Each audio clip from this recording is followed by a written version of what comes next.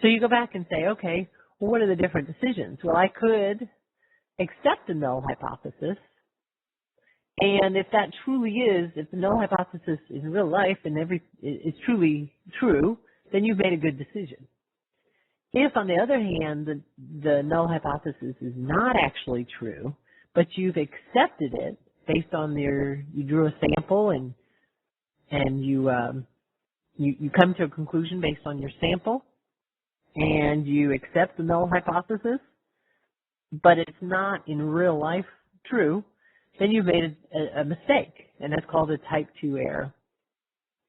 Alternatively, you could have, the true situation is that your null hypothesis actually does hold. It actually is true, but based on your sample again, you come to the conclusion and you reject it. And that's something called a type 1 error. And then the fourth possibility, your null hypothesis truly is false, and indeed you are led to reject it. And that's actually another good decision to be making. So type 1, type 2. Here's something I actually found on the web. I've given the citation there on how you can find this, but I thought this was kind of an interesting analogy to what this hypothesis testing gets into in the justice system. So in real life, somebody could be innocent. They didn't commit a crime, or the defendant really did commit the crime, and they are guilty. And so you have someone who truly is innocent, they didn't do something, or they are guilty. They really did do it. And yet you have this jury who needs to make a decision about whether they are guilty or innocent. And so if as you see on the left there, so we go back to the true situation and the decision made, the jury may reject innocence and declare the defendant guilty. Now, if the defendant was really guilty, and I hate to hear these stories, somebody's just gone to jail for something a crime they didn't actually commit, well, that's called type 1 error. If the person actually did the crime and the jury found them guilty, that's a good decision. Hooray for that. The flip of that is a defendant is innocent and the jury concludes that they are innocent. Another good decision. Great. Glad to hear it.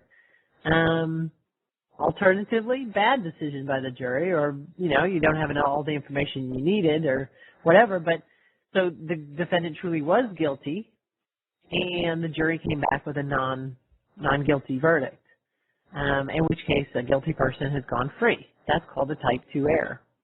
So it's, and you see on the lower right there in statistics, the hypothesis testing, null hypothesis is true. It truly is true. It's kind of like the defendant is innocent, and the null hypothesis is false. And so your null hypothesis might be that this person is innocent, and so that could actually hold, or it could be that they're actually guilty. So the null hypothesis would be false. And now there's the decision making. You could conclude you could reject the null hypothesis, same kind of thing. Then you've made a mistake, type 1 error, and so forth. So this is kind of hopefully giving you a little bit of intuitive feel. Here's some pictures to go with that. Back to staying with the jury one. You could have the distribution of all possible witness testimony when the defendant is innocent.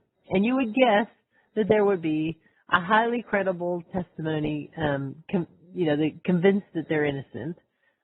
You would think if the person really is innocent, there'd be a lot of testimony and evidence on their behalf showing their innocence.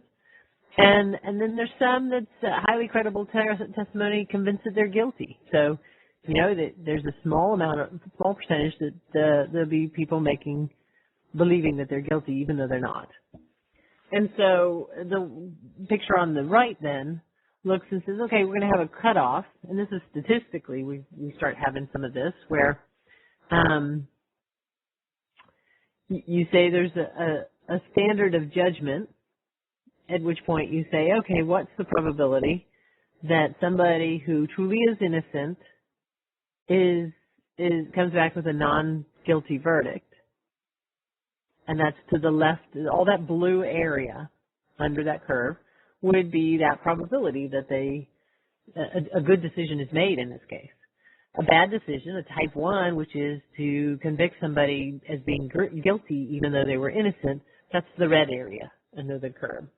So distribution of possible witness testimony when defendant is innocent and showing the probable outcomes. So here's where it gets a little bit murky. The picture on the left. So, you see the innocent person is arrested and it goes to trial and there's a cutoff. This is just what I showed before with the light blue and the type 1 errors associated with that. So if you looked at that, so that person, as we said before, the red area is the type 1 area. Suppose the person truly is guilty. And you say, okay, and again, let's go back. I should have put this up here. So type 1 error and type 2 error. We accept innocence and the person truly is guilty. Accept innocence when the person truly is guilty. Well, here in the dark blue is if they truly are guilty. Then if you look at how much of the dark blue shows where that statement of judgment is, there's nothing hardly. And that's what's meant by there's a very little probability of a type 2 error that there will be accepted, innocence will be accepted if they truly were guilty, because most of the evidence will be strongly towards the side of they are guilty. And so there would be very little available that says that, that they are innocent. As opposed to, this is where the hypothesis testing in general, and this is just a visual to it on the justice system standpoint, but if you have the case that the null hypothesis that is pretty close, the null hypothesis that is nearly true kind of thing, and that's what we're looking at here, where the guilty person, it's not so obvious that they are guilty. In this case, and what you're seeing is, so your null hypothesis suggests that they're innocent, but you ask the question, then you say, well, what if they were really guilty as the alternative? And what you have then is that if they really are guilty, then you have the distribution in the dark blue. And where is that cutoff point? And that green and yellow error indicates the probability of a type 2 error. Okay? They really are guilty. That green and yellow error indicates the probability that they will be accepted as innocent even though they truly are guilty. Let me say that again. Type 2 error is the probability that they will be accepted as innocent if they truly are guilty. And so that's why that yellow and green, because the real situation is that dark blue. And so that area on that left side of the curve, that left tail, is what's called the type 2 error. Okay, and again, this isn't sinking in too well with these pictures. I refer you to your textbook to go read through that. And also hang tight because we will go through a lot of different, I like to put the pictures on this. I like to look at different scenarios, especially when you get numbers to this, and draw pictures out to really look at what type 1, type 2 kind of stuff is about. How do you reduce type 1 and type 2 errors? Well, of course, so what you see in this is that if you increase your sample size, okay, your variance is going to go down, right?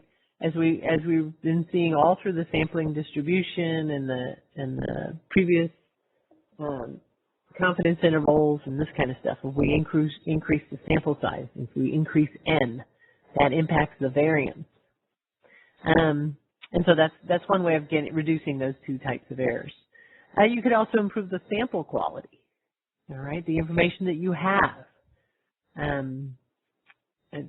That'll be another way to decrease those probabilities. For fixed n, the alpha increases as beta decreases, and vice versa. And as n increases, both alpha and beta decrease. And I'm going to pause the recording. I'll be right back with you.